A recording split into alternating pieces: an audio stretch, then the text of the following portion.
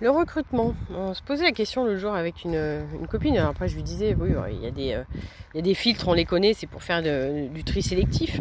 Mais malgré tout, si on se penche juste sur le temps, le taux horaire et toutes les personnes qu'il peut y avoir dans ce processus de recrutement entre l'externe et l'interne, le temps de décision des gens en interne, mais même sans ça, on peut, enfin, puis c'est du budget, hein, parce que le taux horaire, même si vous facturez pas comme un conseil, il y a malgré tout, c'est pas la même ligne, mais c'est d'autant plus que c'est dans votre masse salariale, donc ça vous coûte quand même un bras. Plus que le conseil, on est d'accord. Enfin, ça dépend du conseil. Et, euh, et en fait, vous allez passer 6, 7, 8 mois sur une candidature ou plusieurs candidats. C'est long pour les candidats. Certains sont surpris que les candidats ne répondent pas ou ne soient plus là ou passent à autre chose, bien évidemment, parce que quand vous avez des factures à payer et que vous êtes sur du recrutement qui peut faire d'ailleurs qui peut être une alerte, hein, pour les personnes en se disant est-ce que j'ai vraiment envie de passer du temps où chaque fois qu'il va y avoir une décision, ça va prendre 6 mois, 1 an.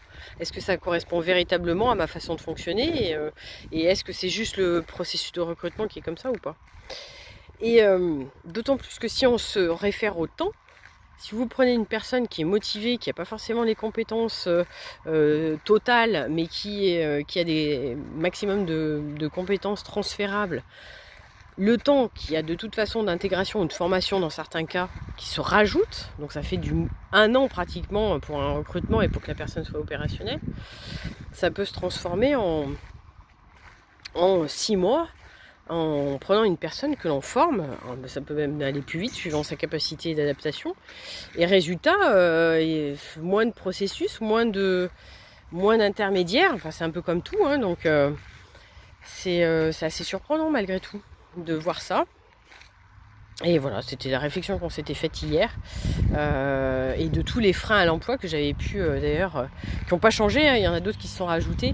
Puisque quand j'ai tenu l'agence d'intérim, je m'étais intéressée à ce que je faisais et aux personnes avec qui je travaillais.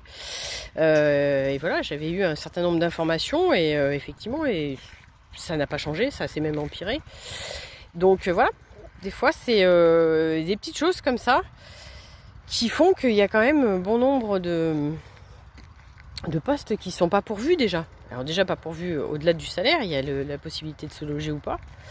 Ça c'est pareil, hein, la mobilité, ça fait des années qu'on en parle et il y a des choses qui existent, mais quand on creuse, c'est pas tant que ça. Puis c'est toujours avec des cases, des cases, des cases. Et au final, encore une fois, il y a un décalage entre le monde de l'entreprise et l'administration. Et